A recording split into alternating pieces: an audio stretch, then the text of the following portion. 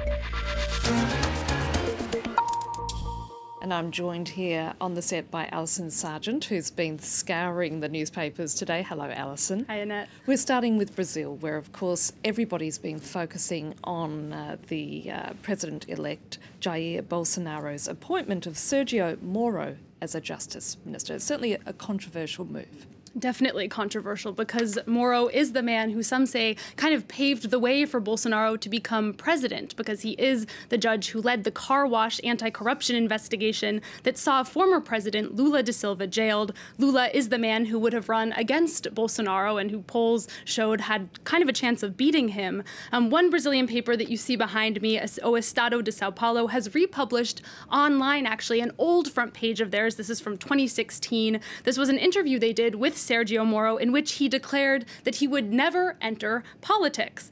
This has been circulating online as people bring it up again. This was, as I said, from exactly 2 years ago, 2016, just after those charges were filed against Lula, and some were accusing Moro of being anti-left, anti-Workers' Party.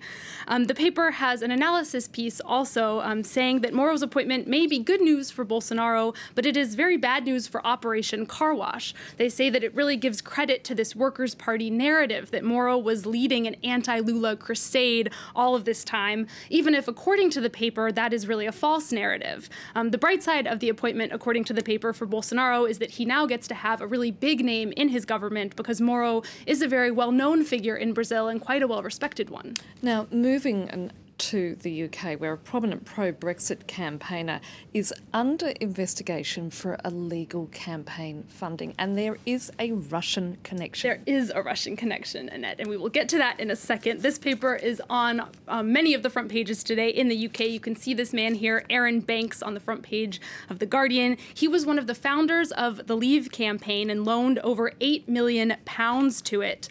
Now, the UK's National Crime Agency says that that money might not actually have come from banks, but from illegal overseas donors. And they've opened an investigation to get to the bottom of it. In a cartoon from the Times today, you can see where many people suspect that this money might have come from. This is the Russian connection. We see the National Crime Agency opening up banks like a Russian doll here to reveal what appears to be the naked torso of Vladimir Putin. This cartoonist tends to draw Putin in this way. Banks, of course, has denied having any links to Russia. He says that the investigation is the result of pressure from anti-Brexit groups. Now, here in France, papers are focused on this week's independence referendum in New Caledonia. And I think there are probably a lot of people out there who don't actually know where New Caledonia is. That's right. It's 18,000 kilometres away from Paris. That's right. It's not far from where you are from, Annette. It's close to Australia. It's a remote archipelago in the Pacific. It is the focus of many of the French papers today. It is a French territory, but for how much longer? That's what French paper Libération is asking on their front page today. They note that this referendum is really 30 years in the making. There was a 1988 deal that promised that a referendum would be held. That came after a deadly standoff between French authorities and native Kanak separatists. Now, Libération says in their editorial that whatever happens with the referendum, it remains a historic step and puts the crown on what has been, according to them, a successful process of decolonization. And they point out that if independence is rejected, well, the deal does allow for New Caledonia to hold 2 more referendums. So whatever happens on Sunday, it won't necessarily be the final word. And what's interesting, polls so far indicating that independence is likely to be rejected, with somewhere around 70% of the population around 70% voting no. Those who want to remain in France really are believed to be the majority heading into this vote. The Guardian, though, spent time with some of those who are in the yes camp, indigenous Kanak people in the town of Tio. This is where there is a big state-run nickel mine, because New Caledonia is the 3rd largest nickel exporter in the world. Now, the mine says that 60% of its revenue stays in the territory, but the residents of this town where the mine is say that they have not seen any of the wealth. It's a very poor area.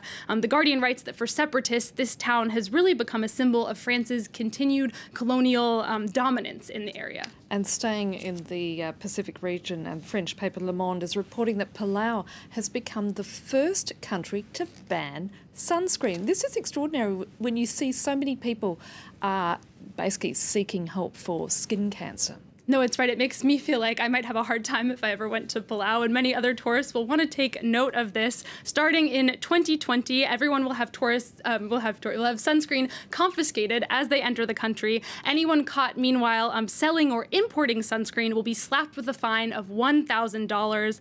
Now, the goal of this is to protect the oceans and more specifically coral reefs, because studies have shown that many chemicals in sunscreen are highly toxic to marine life and make coral much more vulnerable to bleaching, which is the thing that is destroying the Great Barrier Reef.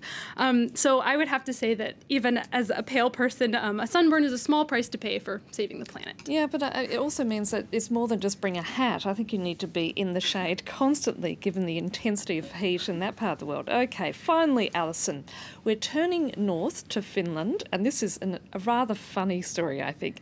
The country celebrated a very unique holiday on Thursday. Tell me, what was it? Indeed, and at this holiday was National Jealousy Day, or at least that's what the New York Times is calling it. I'm not sure if that is the official name in Finland, but every year on the 1st of November, the country releases a list of the taxable income of every single one of its citizens. The paper describes it as a countrywide game of who's up and who's down, and they write that people were actually lining up at 8 a.m. on Thursday to be the first people to get access to this information.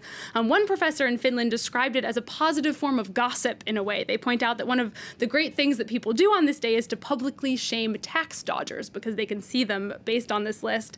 Apparently, though, a lot of people really do use this information to look up people that they know and to compare themselves to their colleagues and things like that.